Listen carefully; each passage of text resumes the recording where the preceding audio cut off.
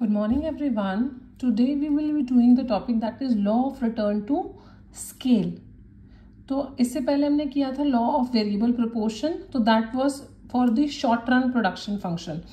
जैसे कि मैंने पढ़ाया था आपको पहले भी कि प्रोडक्शन फंक्शन हम दो पार्ट्स में डिवाइड करते हैं, शॉर्ट रन और लॉन्ग रन। तो लॉन्ग रन वो टाइम पीरियड होता है जिसमें जो फर्म है उसके पास सफिशिएंट टाइम है कि वो अपने सारे फैक्टर्स ऑफ प्रोडक्शन को, जो फिक्स्ड फैक्टर्स हैं और वेरिएबल फैक्टर्स हैं, दोनों को चेंज कर सकता है। तो in law of return to scale we are operating in long run, जिसमें हमारे सारे फैक्टर्स हो गए हैं variable.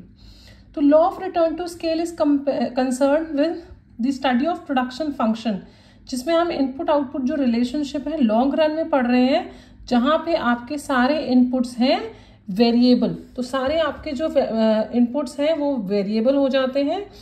The long run return to scale studies the behavior of output in response to change in scale. Change in scale means that all the inputs or your factors are changing in the same proportion.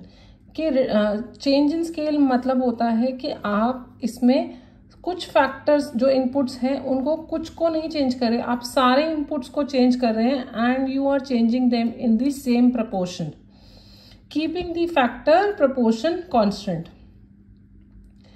तो अगर हम law of return to scale की बात करें, the responsiveness of output to such change in input is called as return to scale. इसमें हम assume करते हैं कि टेक्नोलॉजी आपकी कांस्टेंट रहेगी, तो टेक्नोलॉजी में कोई चेंज नहीं हो रहा, बस आप सारे फैक्टर इनपुट्स को चेंज कर रहे हैं इन दी सेम प्रपोर्शन। तो when the producer increases all the inputs in a given proportion, there are 3 possibilities. जब आप इनपुट्स को चेंज करेंगे एज अ प्रोड्यूसर्स, तो आपके पास 3 पॉसिबिलिटीज अराइज होती हैं कि आपका टोटल आउटपुट में इंक्रीज मोर देन प्रोपोर्शनेट, कि जितना आपने इनपुट इंक्रीज करा है उसके अकॉर्डिंग आपका आउटपुट ज्यादा इंक्रीज कर सकता है, या जस्ट प्रोपोर्शनेट हो सकता है, या लेस देन प्रोपोर्शनेट हो सकता है। इसको हम डिटेल में आगे करेंगे इन तीनों पॉसिबिलिटीज को। इसका बेसिक मतलब क्या है law of return to scale का, कि जितना आपने एज ए प्रोड्यूसर इनपुट लगाया है उसके अकॉर्डिंग आपका आउटपुट कितना आ रहा है। तो वैलिडली 3 पॉसिबिलिटीज ही हो सकती हैं आपकी, कि आपका जितना आपने इनपुट लगाया उससे ज्यादा आपको आउटपुट मिले, या जितना इनपुट लगाया उतना ही आपको इनपुट मिल रहा है, उतना ही आपको आउटपुट मिल रहा है, या हो सकता है कि जितना आपने इनपुट लगाया उससे कम आपको आउटपुट मिले। तो 3 पॉसिबिलिटीज हैं इसकी। The law of return to scale can be explain through the production function. इसको हम प्रोडक्शन फंक्शन से और अच्छे से एक्सप्लेन कर सकते हैं। That is Q is the quantity of the commodity that is being produced, और हमने 2 फैक्टर्स लिए हैं, कैपिटल और लेबर। सपोजिंगली बोथ कैपिटल और लेबर को आपने इंक्रीज करा है इन ए प्रपोर्शन M।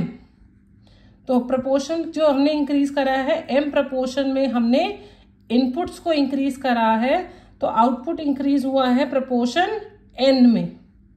तो the new production function is NQ and your inputs are MK LK।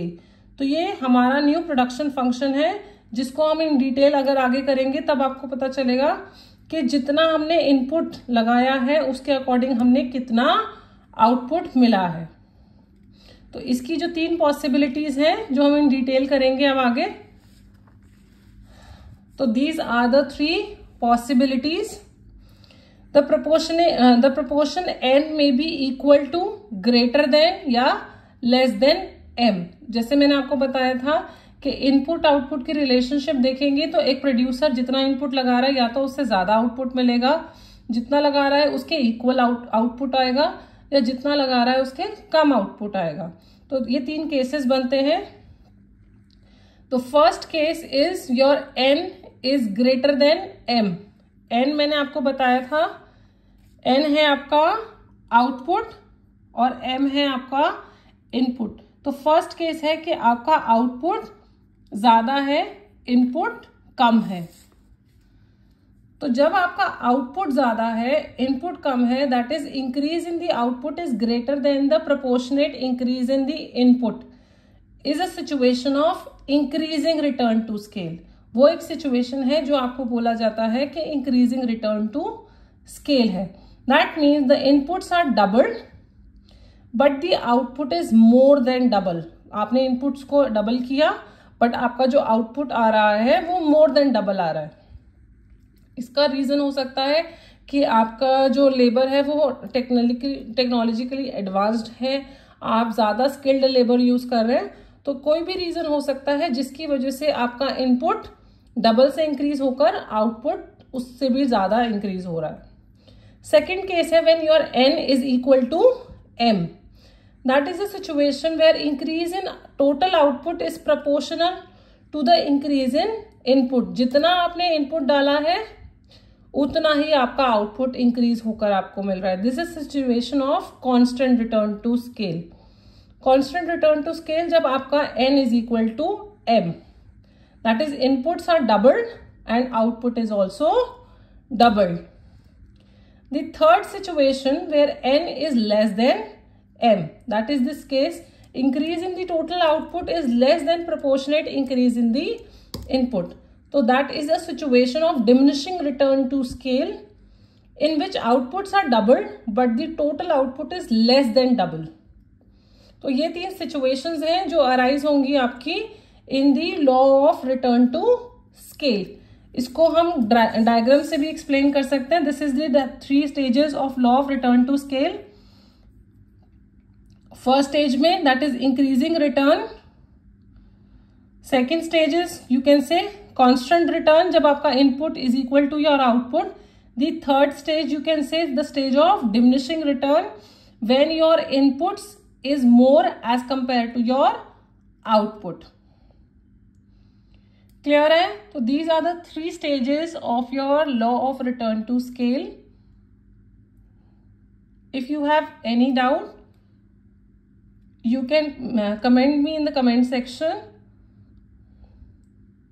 If you like my video, please like and subscribe my channel for more such topics videos you can have in further.